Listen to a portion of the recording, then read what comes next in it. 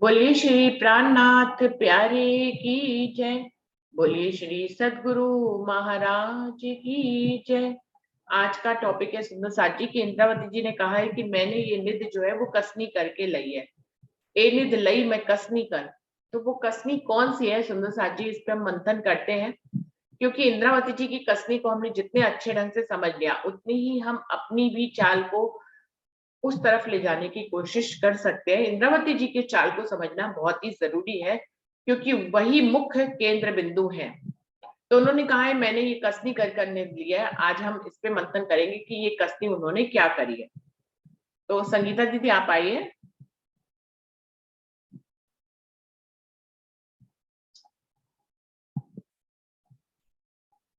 संगीता दीदी दीदी। प्रणाम। हाँ जी, दीदी प्रणाम प्रणाम। जी। दीदी राजी महाराज ने इंद्रावती सखी के मतलब बचपन से ही उन्होंने तो कसनी करी है। 12 साल के थे तो उनको पता चला, जब से वो राज्य की तरफ लग गए। फिर बाद में उन्होंने घर बार भी छोड़ा और बहुत कष्ट सहे उन्होंने। उसके बाद उनको वाणी उतरी। फिर सुंदर साथ को लेके पन्ना जी तक चले। वो हमारे लिए सारे कष्ट सहे। तो हमें इतना कष्ट तो करना चाहिए कि हम राज्य की तरफ लगे। हमको पहले वैसे कष्ट तो नहीं सहन करने, पर हम राज्य पढ़े, राज्य को याद करें, ये कष्ट तो हम सहन करें। उन्होंने तो खूब घर बार छोड़ा, पत्नी छोड़ी, सुंदर साथ के लिए कितना उन्होंने त्याग करा। पैदल चले, भी खुद ने मांगी, मंगवाई सुंदर साथ, बहुत कष्ट है सबने। लेकिन हमको ऐसा कुछ नहीं करना। हमको तो सिर्फ राज्य को याद करना है, वाणी पढ़नी, चितवनी करनी, यही करना है। प्रणाम जी दीदी। प्रणाम जी, प्रणाम जी। विजया दीदी नहीं आई है। और कौन सुंदर साथ आएंगे? हरीश भाई जी आप आइए। हरीश भाई जी आज उन्होंने अभी ज्वाइन नहीं किया, लग रहा उन्होंने। अमिता जी आप बताइए। आप तो खुद कसनी से गुजरती हैं, इंद्रावती जी की कसनी बताइए। प्रणाम जी दीदी, मैं 2 मिनट बाद बताऊंगी। एक बार मैं किचन में आवाजें आएंगी। ठीक है, ठीक है। मनीषा दीदी आप आएंगे?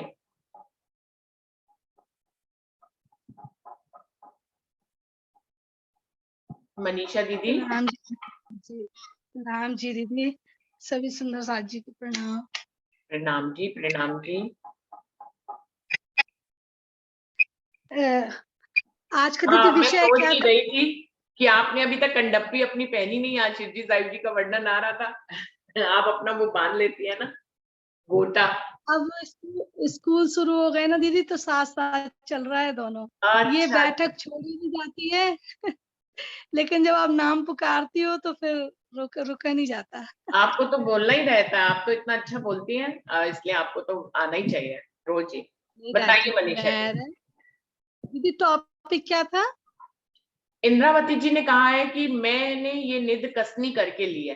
तो हमें आज हम मंथन कर रहे हैं कि वो कसनी क्या है जो इंद्रावती जी ने किस कसनी के माध्यम से निध ली है। धनी की निध ली है, ये तो हम सभी को मालूम है कि धनी से उनका मिलन हुआ है उन्होंने। लेकिन मैं ए निध लई कसनी कर, तो ये कसनी क्या है, उनकी चाल को हम लोग आज मंथन करेंगे। सभी सुंदर साथ जी के चरणों में प्रणाम। जैसे दीदी ने बताया अभी कि उन्हें 12 वर्ष की अवस्था में ही, जो अवस्था हमारी खेलने कूदने की होती है, ऐसी अवस्था में यदि हमारा ध्यान अध्यात्म की ओर जाता है तो निसंदेह वो जीव आत्मा पहले से ही परिपक्व, पूर्णतः अक्षरातीत के आवेश को लेकर उत्पन्न हुई इंद्रावती सखी। और उन्होंने कसनी जो इस दुनिया में आके की, वो सबसे बड़ी कसनी ये थी कि जब उन्हें गुरु सानिध्य मिला, सदगुरु के चरणों में जब वो पहुंचे, उसके बाद उन्होंने ये देखना शुरू किया कि मेरे अवगुण, मेरे शरीर में कौन से अवगुण हैं और मैं उनसे कैसे दूर करूं। और इंद्रावती सखी ने कभी भी पूरी बीतक, पूरी वाणी का हम मंथन करते हैं तो हमने ये पाया कि उन्होंने कहीं भी ये नहीं कहा कि इंद्रावती, वो हर बार कहती है इंद्रावती लागे चरण। और रसना श्यामा जी की, मतलब इतना कि जिस तन ने महिमा की, जिस तन पर बैठकर श्यामा जी ने ये सब दिखाया, उस तन को भी उन्होंने नहीं ये कहा। उन्होंने कहा धनी के हुक्म से और श्यामा महारानी की ये रचना है जो मैं सुंदर साथ को से कापन के लिए, क्योंकि धनी आए इतने काम ब्रह्म सृष्टि लेने घर का। तो मेरा तो यही भाव है कि उनका कसनी का भाव ये था कि अहंकार जो सबसे बड़ा होता है वो उन्होंने कभी भी अपने जीवन में नहीं लाए, और पूर्ण समर्पित भाव से सतगुरु के प्रति और सुंदर साथ के लिए एक वकील के रूप में, जिससे सिंधी वाणी में उन्होंने किस तरह वकालत की है हम सबने देखा सुना। तो वो एक दावा लेके ये कसनी ही है कि मैं राज्य ने मुझे अकेले जगाया लेकिन मैं सब सुंदर साथ को जगाऊंगा। ये दृढ़ ईमान, उनका सबके प्रति समर्पण, यही सबसे बड़ी कसनी है। मुझे तो ऐसे ही समझ में आता है। प्रणाम। तो सुंदर साथ जी, बिल्कुल धन्यवाद मनीषा जी। सुंदर साथ जी अपने अपने शब्दों में उनकी कसनियों का वर्णन करेंगे हम लोग। मनीषा जी ने एक ढंग से बताया है, सुंदर साथ और ढंग से बताएंगे। अमिता जी जैसे ही आप फ्री हो तो आप स्वयं आ जाइएगा। और मैं प्रतिभा दीदी, आइए प्रतिभा दीदी आपसे सुनना चाहेंगे। प्रणाम जी, प्रणाम जी। प्रणाम जी। आपका आज हाँ बड़े जी। आ नहीं रहे 2-3 दिन से प्रतिभा दीदी, क्या हुआ? हाँ, मेरी मम्मी धाम सिधार गए थे। हाँ जी। अच्छा अच्छा अच्छा। हाँ, मैं वहीं पे हूँ। बुजुर्ग थे, हाँ काफी बुजुर्ग थे, बीमारी चल रहे थे। हाँ जी। अच्छा अच्छा।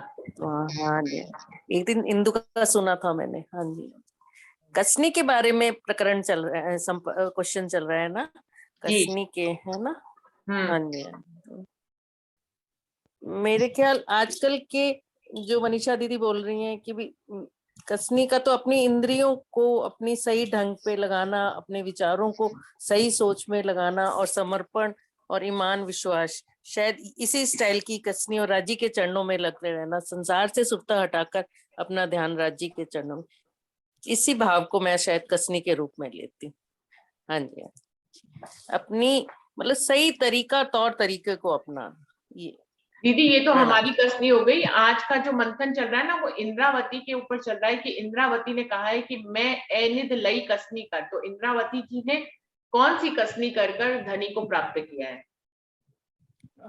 इंद्रावती तो जागनी का सेवा लेकर अपनी कसनी करी है। सुंदर साथ को विचारों को पहले सुना और फिर उसको अपने विचारों को उन पे लगाया। इस स्टाइल की कसनी करके उन्होंने जागनी की सेवा ली, और समर्पण कर करके, धनी पे ही सब कुछ कुर्बान कर करके, सब वो ही मेरे सब कुछ है, ये कसनी करके इंद्रावती ने ये निधि ली है। हाँ जी, मैंने पहले क्वेश्चन पूरा सुना नहीं था। हाँ जी जी जी। प्रणाम जी। प्रणाम जी, प्रणाम जी। वर्षा दीदी आप आओगे?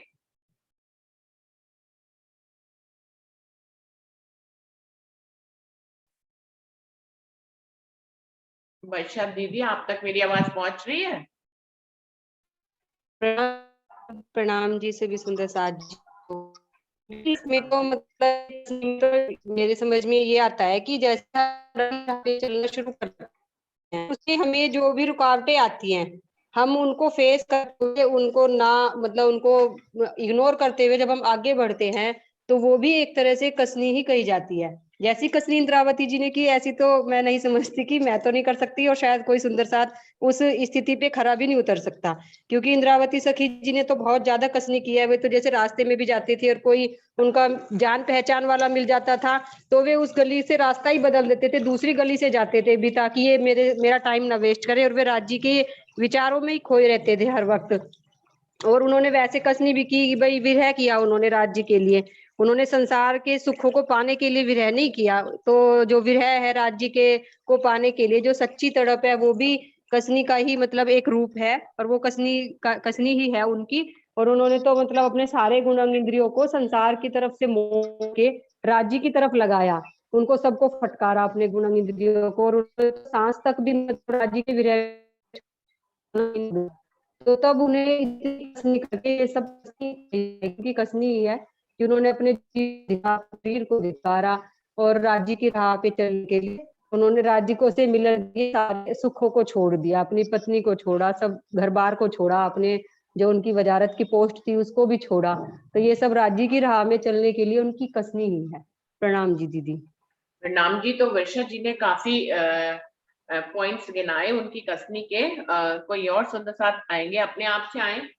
अरविंद एक भाई दो जी आप। भाव मेरे, हाँ जी, आप एक दो बताएं भाव प्रश्न। मेरे सुन के और आ रहे हैं कि जैसे उसमें आता है ना, मैं तरण युद्ध कीदा फरी फरी, मतलब युद्ध मतलब कई सुंदर साथ के उनके विचारों से भी उन्होंने अपने आप को युद्ध करना, कहती हूँ मेरे विचारों में, विचारों से युद्ध करके और अपनी विरह की अग्नि को और बढ़ा बढ़ा के, और वो कई बार अपनी परीक्षा भी लेते थे कि मैं यहाँ से ये क्रॉस कर रहा हूँ बाजार से या कुछ है तो मैं कितना उसमें खरा खरा हूँ। तो इस स्टाइल की कसनी को भी इंद्रावती ने अपने ऊपर करा। हाँ जी, बिल्कुल प्रणाम जी। बिल्कुल।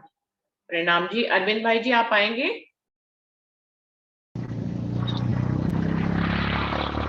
प्रणाम सुंदर साथ जी।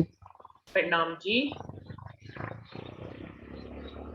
इंद्रावती की कस्मी तो उनके प्रारंभिक कार्य से ही चली आ रही है पूरी।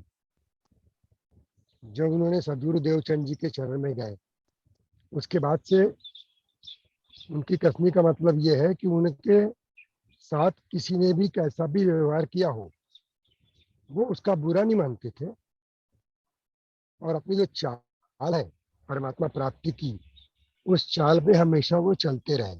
शुरू से लेकर के कई प्रकार के संकट आए, जैसे बिहारी जी ने उनका हमेशा विरोध किया है। उनके हर अच्छे कार्य का विरोध करते हुए उनके मार्ग में अवरोधक बन के खड़े रहते थे बिहारी जी, तो उन्होंने उसकी भी परवाह नहीं की।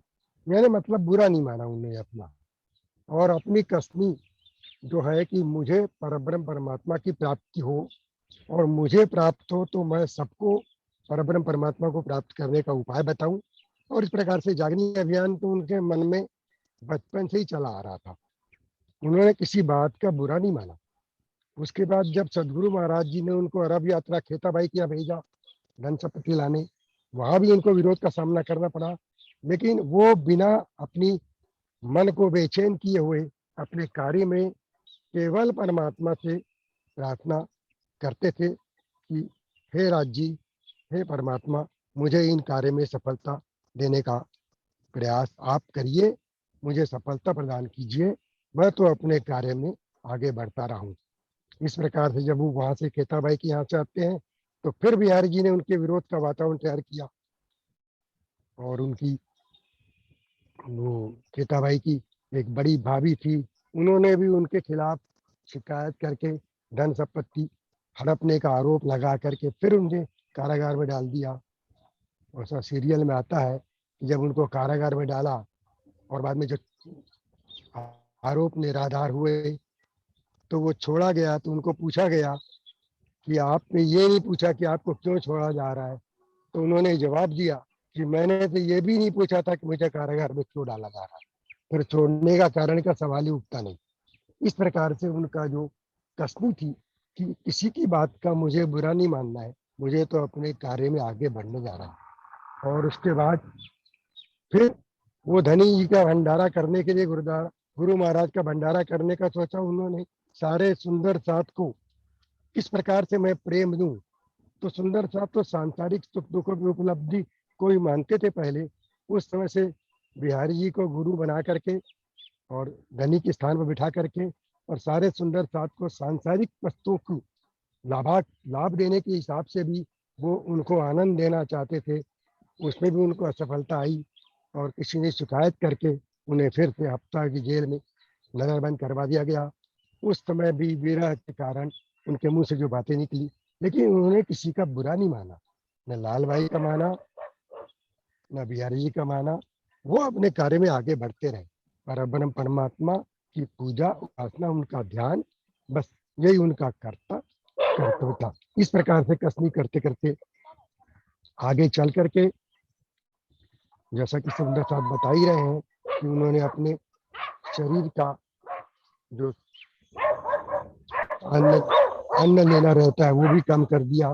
किस प्रकार से मैं परम धाम मुझे दिखे, ये उनके दिमाग में रहता था। तो उनको गुरु महाराज ने भी कई बार इधर उधर भेजने के लिए सांसारिक काम के लिए भेजा, लेकिन वो संसार कर्म तुरंत निपटा करके और फिर से धर्म का कार्य करने के आकर के फिर से उनके चरणों में आके खड़े हो जाते थे।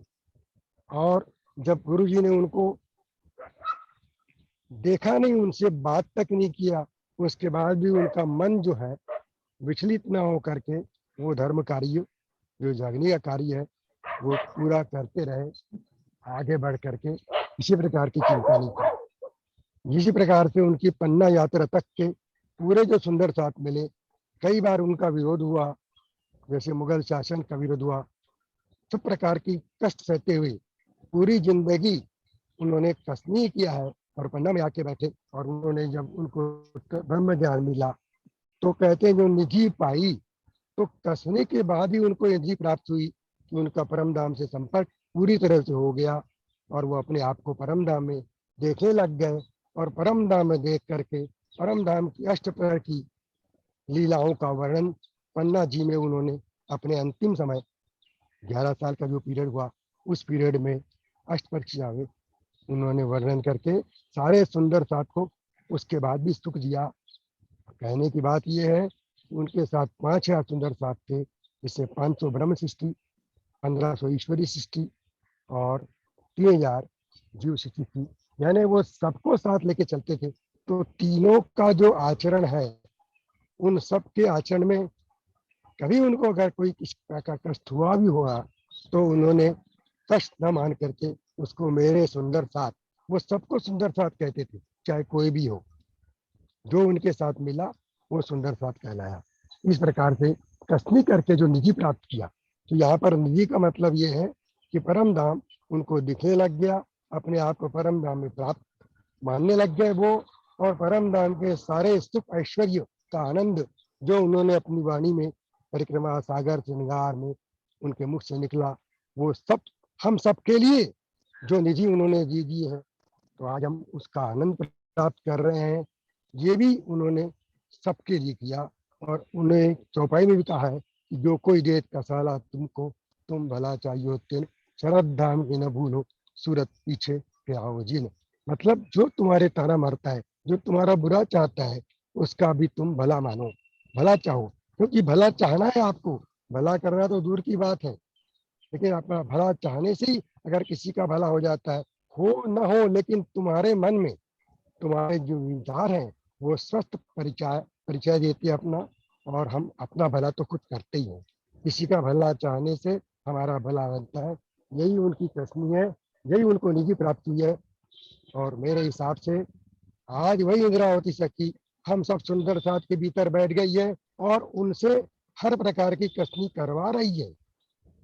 और हमको कसनी करते करते वो निधि जो उनको प्राप्त हुई है वो हमारे इस तन के माध्यम से जो हमको मिला है, और इन तनों में इंद्रावती आकर बैठी हुई है, वो उन तनों में माध्यम से, जिसको हम जीव भी कहते हैं, आत्मा भी कहते हैं, हमारी आत्मा परम धाम की है। और हमको वो सारे सुख वैभव परम धाम का जो सुख है पूरा मिलना चाहिए। उनके साथ साथ इंद्रावती के हमारे हृदय में बैठने के कारण हमें वो सुख प्राप्त हो रहा है।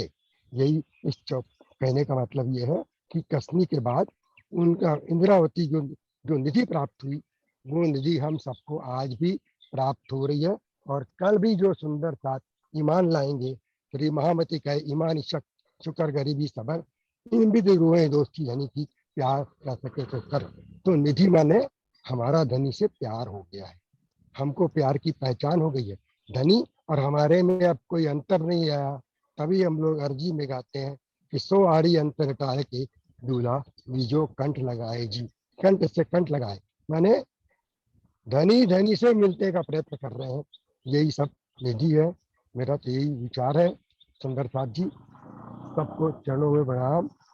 और सब इसी विचारधारा के साथ आगे बढ़े तो मैं नहीं समझता कोई जागने का कार्य आगे रुकेगा, ये निरंतर चलता रहेगा। राम जी, जब तक हम जागृत होकर अपने आप को परम धाम में उठ करके सबके साथ जागेंगे, तब ये कार्य पूरा होगा। प्रणाम जी, सुंदर साथ जी। प्रणाम जी, प्रणाम जी। रंजना आप आओ। रंजना। प्रणाम जी दीदी। प्रणाम सुंदर साथ जी। मेरी आवाज ठीक से आ रही है? हाँ, बहुत अच्छी आ रही है। प्रणाम जी दीदी। मेरी समझ में जो आती है, जो मेरा मंथन कहता है कि जब 12 साल की उम्र में ही उनको सदगुरु का सानिध्य मिला और उनके सदगुरु ने उनको पहचाना, तब वो कहते हैं कि बालपन में भी मैं अपने सदगुरु की बातों को समझ नहीं सका। इस बात का विलाप उन्होंने कब किया, जब धनी देवचंद्र जी का धाम गमन हो गया, मतलब वो अंतर ध्यान हो गए जब। उसके बाद उन्होंने राज्य से इतना प्रेम किया, राज्य मतलब अपने सदगुरु के होते हुए तो उनको ये लगता रहा कि तुम देखो मैं क्यों ना देखूं। लेकिन उसके बाद जब उन्होंने अपने सदगुरु का विरह लिया, पहले उन्होंने अपने सदगुरु के लिए विरह किया है कि मैं आपको जान नहीं सकी, मैं आपको पहचान नहीं सकी।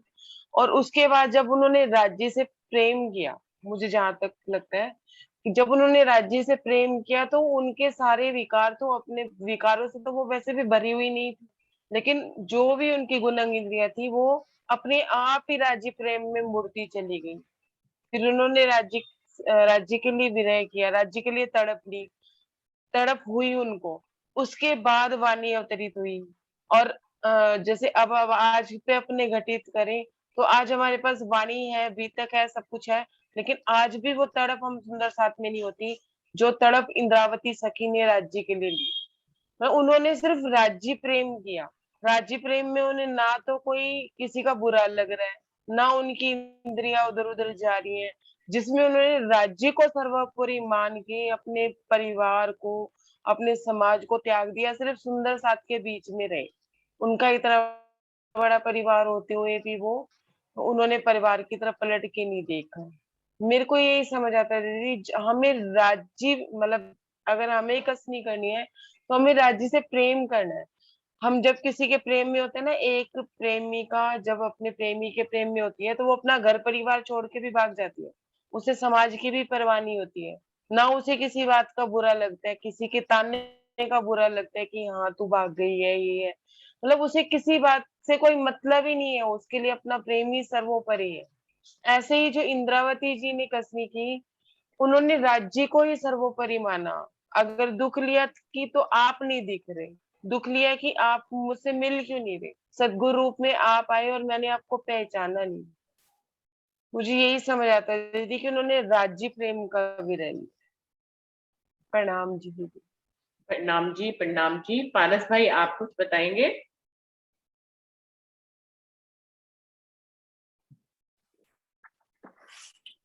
प्रणाम जी दीदी। प्रणाम जी। सभी सुंदर साथ जी के चरण में मेरा प्रेम प्रणाम। वैसे देखें तो श्री जी साहेब जी इंद्रावती की आत्म जहां भी गई हमेशा मुसीबत, चुनौती और हर जगह दज्जाल शोर करने लगा, क्योंकि उनकी मकसद ही ये था कि मैं ब्रह्म सृष्टि को जागृत करूं और अपने वतन ले जाऊं। और इसके लिए उन्होंने जहां भी गए अलौकिक ज्ञान जो आज तक दुनिया में किसी ने कहीं जाहिर नहीं किया था, यही ज्ञान से सभी रूहों को जागृत करने लगे। तो जो भी पुराने रूढ़िवादी धर्म से जुड़े हुए थे या तो जो भी अलग पंथ के थे, उनके स्वरूप में दज्जाल ने हर जगह शोर करने लगा। और जहां भी गए कहीं चैन से, शांति से, कहीं जगह ठहरने का उनका मतलब उनको ऐसा अवसर ही नहीं मिला कि हर जगह गए, चुनौती का सामना करना पड़ा, मुसीबत का सामना करना पड़ा। और बात आती है कसनी की, तो मेरे विचार में कसनी एक तो बाहर से जो भी अपने विपरीत परिस्थिति आती है उससे ना घबराना, उस परिस्थितियों में भी एक अक्षरातीत एक राज्य के प्रति दृढ़ रहना, इस तरह बाहर की परिस्थिति में संभल कर रहना, एक हो गया बाहर की कसनी। और दूसरा है अंदर की कसनी, जो अपना मन में इच्छा, कामना, विषय, वासना जो भी अपने मन से अंदर से उपजता है, चाहे वो अहंकार हो, लोभ हो, क्रोध हो, मोह हो, इसको भी बिना परवाह करे सिर्फ अपने जागने की राह में अपने जीवन को समर्पित कर देना, निछावर कर देना, ये बड़ी कसनी है। और इस हिसाब से देखें तो उनका जीवन, सारा जीवन कसनी से ही भरा हुआ है। उन्होंने अपने इंद्रियों को परखने के लिए, जैसे सुंदर साथ बता रहे थे कि बाजार में जाते थे तो भी अपना आंख बंद करते थे और खुद की मन को फटकारते थे, कि कहते थे कि मन तुझे अभी भी मतलब तेरा अभी भी इच्छा अभी तक पूरा नहीं हुआ है, तू अभी भी इन्हीं विषय को, इन्हीं चीज को भोगने में लगा है। अपना खसम की याद में तू कब लगेगा, इस तरह अपने मन को ही फटकारते थे। और जब बात आई फूलबाई जी के त्याग की, तो मुझे लगता है ये सबसे बड़ी कसनी है, क्योंकि सुंदर सास जी इसी घटना को अगर हम अपने जीवन स्तर पर समझें तो कोई हमें बता रहा है कि या तो अपने जीवन साथी को छोड़ना है या तो धर्म को छोड़ना है। ये आम साधारण सी बात नहीं है। तो उन्होंने हंसते हंसते कह दिया कि नहीं, मैं धर्म को नहीं छोड़ूंगा। ये कितनी बड़ी परीक्षा की घड़ी है, और इतनी बड़ी कसनी की घड़ी में भी उन्होंने अपने राह जो उन्होंने उनको सदगुरु ने बता दिया था कि तुम्हें सभी रूहों को एकत्रित कर कर परमधाम वापस ले आना है, इसमें थोड़े से भी वो विचलित नहीं हुए। अपने मन को कस कर उन्होंने कहा कि नहीं, मैं धर्म की राह नहीं छोड़ूंगा, चाहे जैसे भी परिस्थिति हो। और इस तरह का किस्सा समाप्त नहीं होता, एक से बाद एक लहरों की तरह उनके जीवन में आता ही रहता है। चाहे वो नजरबंद में जाना हो, चाहे वो अरब लुटेरा जो जिन्होंने मतलब सुंदर सास को अपहरण किया था उनको छुड़ाने के लिए जाना हो, या तो औरंगजेब की सेना उन फकीरों को ढूंढते हुए आता है और उनसे बच कर रहना हो। ये सिलसिला पूरा जीवन भर, उनकी जीवन भर चलता रहता है। लेकिन इसमें मुझे और एक बात समझने जैसी लगती है, वो ये है कि जब भी कसनी की बात आती है तो हम देखें तो शरीर से देखें तो वो जब नजरबंद में गए तो वो सिर्फ इंद्रावती थी, लेकिन जब वो नजरबंद से वापस आए तो वो सिर्फ इंद्रावती नहीं थी, नहीं मेहराज ठाकुर सिर्फ मेहराज ठाकुर थे। क्यों? जाते वक्त सिर्फ इंद्रावती की आत्म थी, आते वक्त उस आत्म में युगल स्वरूप ने बैठक कर दिया था। तो उन्होंने नजरबंद में जब रहे तो उतना विरह को के ऊंचाई पे स्तर पे वो पहुंचे कि उन्होंने अपना देह भी त्याग कर दिया था। वाणी में जिस तरह आता है, मैं तो अपना दे रही तुम ही राखो जीव। तो उन्होंने अपना कसनी को इतना ऊंचाई तक लेके गया कि उन्होंने अपना देह भी त्याग कर दिया था। फिर धनी ने अपना जोश देकर उनको पुनः जीवित कर दिया। ये बीतक की किस्सा है, वाणी में आती है। तो मेरा कहने का भाव ये है कि जब वो अंदर गए सिर्फ इंद्रावती की आत्म थी, बाहर निकले तो उसमें युगल स्वरूप की बैठक थी। तो जब कसनी की बात आती है तो मुझे लगता है कि ये सिलसिला, ये बात सिर्फ इंद्रावती की ना होकर इसमें सुंदरबाई की करी हुई कसनी भी साथ में जुड़ जाता है, जो उन्होंने मतलब उनका जीवन भी पूरा कसनी से भरा हुआ है। तो जब ये नींद ले आने की बात, जो ये तारतम वाणी, जो अखंड वाणी ले आने की बात वाणी में आती है, ये नींद ले आने की बात आती है और कसनी की बात साथ साथ में आती है, तो मुझे लगता है कि जब युगल स्वरूप श्यामाजी सुंदरबाई की आत्मा आकर इंद्रावती की धाम हृदय में प्रवेश किया, तो जितना भी सुंदरबाई का अनुभव था इस कालमाया के ब्रह्मांड में, चाहे वो कच्छ में जाना हो, खोजना हो, विभिन्न साधु संप्रदाय में जाना हो, हठ योग करना हो, विभिन्न संप्रदाय के गुण रहस्य को समझना हो, उसमें व्रत है, ध्यान है, योग है, साधना है, जो भी कसनी उन्होंने किया, कई कसनी करी दुल्हन, वो सब हम संयन के कारण, और जो सुंदरबाई ने के भाव में जो आता है कि धनी में कई भात तो आको ढूंढिया, छोड़ काम धंधा और सब पूछत फिरो सुहागिन, कोई बताए पिया ठौर। इस तरह उनको मन में यही भाव आया था कि कोई मुझे अपना खसम की बात बता दे, कि मुझे अपना पहचान कर दे कि मैं कहाँ से आई हूँ, मेरा खसम कौन है। जो सुंदरबाई ने कसनी करी थी तो जब ये कसनी और नींद ले आने की बात एक साथ में आता है, तो सुंदरबाई की जो अनुभव है और जो कसनी है वो भी साथ में एक साथ इंद्रावती के धाम हृदय में जब युगल स्वरूप की बैठक होती है, तो वो कसनी भी आकर जुड़ जाती है और वो अनुभव, वो विरह, वो खोज, वो ज्ञान भी साथ में आकर जुड़ जाती है। तभी जब वो हरिद्वार में गए तो उनसे कोई भी संप्रदाय की कोई भी गुण रहस्य हो उनसे छिपा हुआ नहीं था, क्योंकि वो सब सुंदरबाई की खोज थी और सुंदरबाई की आत्म उस वक्त इंद्रावती की आत्म युगल स्वरूप की बैठक वही थी। तो मेरा कहने का भाव ये है कि नींद जो लाए हैं वो यही वाणी है। ये वाणी ब्रह्म आत्मा के लिए इसकी वाणी है और ईश्वरी के लिए, ईश्वरी सृष्टियों के लिए ये बंदगी है और जीव सृष्टि के, ईश्वरी सृष्टि के लिए ये भक्ति है और जीव सृष्टि के लिए ये बंदगी है। ये वाणी ऐसा पहले कभी भी ना हुआ था और ना कभी हुआ। ये अनोखा नींद जो लेके आए हैं, इसमें सुंदरबाई इंद्रावती दोनों की कसनी मिलकर, बाहर से देखे तो हम कहें, कोई भी कहेगा कि दो अलग वजूद है, दो अलग पर्सनालिटी है, अलग है, लेकिन इसको हम अंदर से देखे, बातन से देखे तो वही ईसा रूह अल्लाह दो जामा पहनकर, पहले सुंदरबाई वाला जामा पहनकर, पीछे इंद्रावती के जामा पहनकर, क्योंकि वही युगल स्वरूप की बैठक हो गई। तो मेरा कहने का भाव ये है कि कसनी जो है वो जुड़ जाता है शुरू से ही। जब मत्तू मेहता के घर में सुंदरबाई की आत्म का अवतरित होता है, वहां से ही ये कसनी जुड़ कर जाता है, तभी ये नींद की प्रकट होती है। प्रणाम जी सुंदर साथ जी, यही मेरा भाव है। प्रणाम जी। और कोई सुंदर साथ आना चाहेंगे?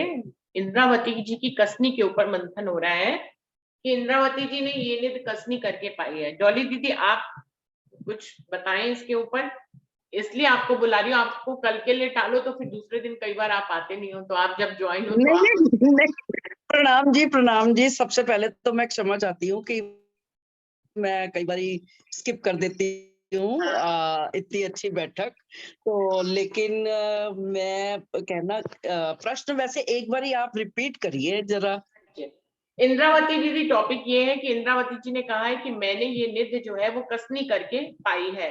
निध तो धनी से मिलन ही है उनका, धनी से उनका मिलन हुआ, यही उनको निध मिली है। लेकिन उनकी कसनी के ऊपर मंथन कर रहे हैं कि क्या कसनी उन्होंने करी कि उनको ये निध मिली, जिससे हम प्रेरित हो सके। तो सब उनकी कसनी के बारे में वर्णन कर रहे हैं। हाँ बिल्कुल बिल्कुल, लेकिन मैंने पारस भाई जी की बात बिल्कुल सुनी। बस मैं कुछ ज्यादा नहीं इसके बारे में और बोलूंगी। हमारे प्रिय पारस भाई जी ने बहुत अच्छी पूरी तरह से बता दिया कि उनका तो पूरा जीवन ही कसनी था।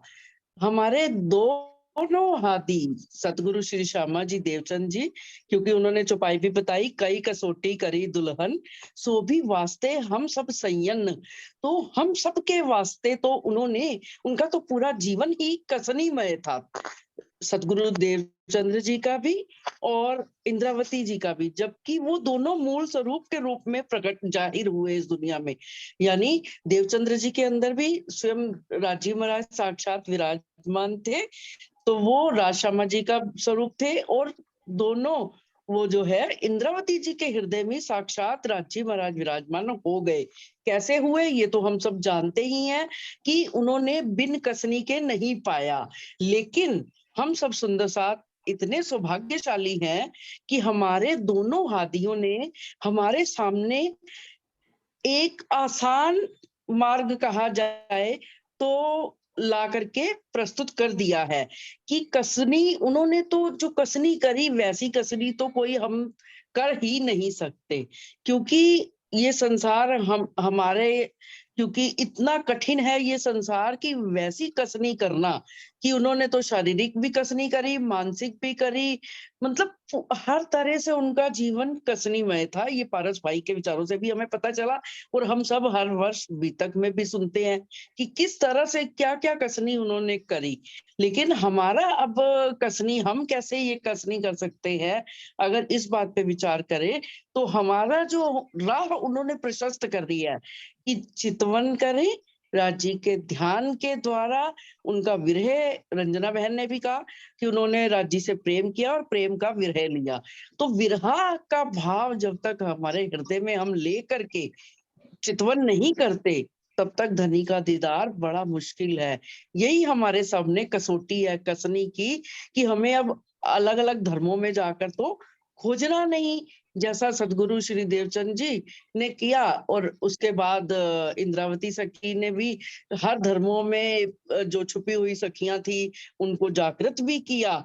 लेकिन हमें क्या करना है कि उनके दिखाए हुए केवल मार्ग को अपनाने का प्रयास करना है। तो कसनी तो हमें करनी ही पड़ेगी। कैसी कसनी करनी है? हमें बस चर्चनी और अपने अंदर जो है ब्रह्मात्माओं के जो लक्षण बार बार वाणी में कोई भी बात हमें बार बार क्यों बताई जाती है, कि हम भी उन बातों को अपने जीवन में उतारने का प्रयास करें, कि हम भी दुनिया में इस प्रकार के कार्य करें, इस प्रकार की अपनी रहनी बनाएं कि हमारी रहनी से ही सारे दूसरे लोग भी प्रेरित हों।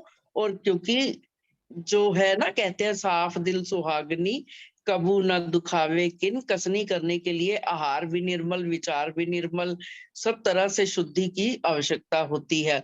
तो कसनी के बारे में मैं और कुछ नहीं बोलूंगी, क्योंकि मैं भी बहुत अधिक कसनी नहीं कर पाती। बिल्कुल साधारण रूप से चलते हुए ही ऐसा, क्योंकि हमारे हादियों ने हमें मार्ग दिखा दिया, तो हमें तो हर पल यही लगता रहता है कि धनी तो हमारे सहरग से भी नजीक है। उन्होंने वाणी का मंथन दे दिया, चर्चनी के 25 पक्ष हमारे सामने उजागर कर दिए। हमारी तो राह बहुत आसान है, बस हमें चलने की आवश्यकता है। तो कसनी शब्द क्या है कि जिस तरह से सोने को भी परखा जाता है, उसी तरह हमारी आत्म को भी हमें स्वयं परखना है, दूसरों को नहीं परखना। अपने आप को हम परखते हुए उस कसौटी पर कसते हुए आगे बढ़ना है, ताकि हम धनी के दीदार की तरफ आगे बढ़ सके और धनी के स्वरूप को अपने हृदय में बसा सके। प्रणाम जी।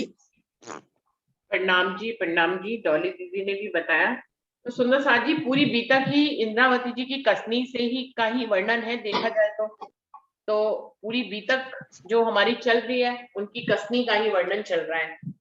कोई और सुंदर साथ अपने भाव रखना चाहेंगे? अभी सिर्फ 2 मिनट रह गए हैं सुंदर साथ जी, नहीं तो कल अभी बहुत से सुंदर साथ ने नहीं बोला है। गोविंद भाई जी ने नहीं बोला, हरीश भाई और हंसा बहन, नरेश भाई, अभी अमिता व्यास जी ने भी नहीं बोला है, बबीता जी ने भी नहीं बोला है। बहुत से सुंदर साथ हैं जिन्होंने नहीं बोला है, वो सब लोग कल बोलेंगे इस विषय पे। तो हमें और कसनी के और भी सूत्र मिलेंगे जिनको हम जीवन में भी अपने उतार सकते हैं। तो अभी तो समय खत्म हो रहा है सुंदर साथ जी। मैं एक सूत्र तो अभी कहूंगी कि जब से स्कूल खुले हैं, ऑफिसेज और स्कूल खुले हैं, सुंदर साथ की संख्या कम हो गई है। तो सबसे पहली कसनी तो हमारी यहीं पे ही हो जाती है इंद्रावती जी के उसको लेते हुए। सुंदर साथ से पूछो कि क्यों नहीं आ रहे हैं, तो सबका एक ही एक्सक्यूज है कि बच्चों के स्कूल खुल गए हैं। तो मैं तो ये कह रही हूँ कि बच्चों के स्कूल के बाद भी देखा जाए तो काम करते हुए रमता स्कूल जाती है, तब भी वो हमेशा से ज्वाइन होती है, अंजू ज्वाइन होती है, मनीषा जी ज्वाइन हो रही है बच्चों के स्कूल के साथ ही। तो मुझे लगता है कि हम अपना काम करते हुए भी, ये तो इतनी सुविधा राज्य ने दे दी कि हम काम करते हुए कान में लगाकर मीटिंग में ज्वाइन रह सकते हैं, और जब हमारा नंबर आए सबके विचारों को सुनते हुए जब हमारा नंबर आए तो हम बोल सकते हैं, काम करते हुए भी। तो हाथ चल भी रहे हो तो भी हम बोल सकते हैं। मुझे लगता है पहली कसनी तो यहीं से शुरुआत करनी चाहिए। संख्या जो कम हो रही है उसको बढ़ना चाहिए, हमें सुबह जागना चाहिए और माया के कामों को करते हुए भी मीटिंग में आना चाहिए। मैं तो आज से यही कहूंगी कि पहली कसनी तो यहीं से शुरू करनी चाहिए। सुंदर साथ जी के लिए संदेश चाहिए मेरी तरफ से, जो संख्या कम हो गई है सिर्फ यही एक्सक्यूज के कारण कि बच्चों के स्कूल खुल गए हैं। फिर भी बहुत से सुंदर साथ आ रहे हैं और अपनी इस कसनी पे वो पूरे उतर रहे हैं जिनका मैंने नाम लिया है। तो जो लोग नहीं आ रहे वो हम सब आपस में एक दूसरे से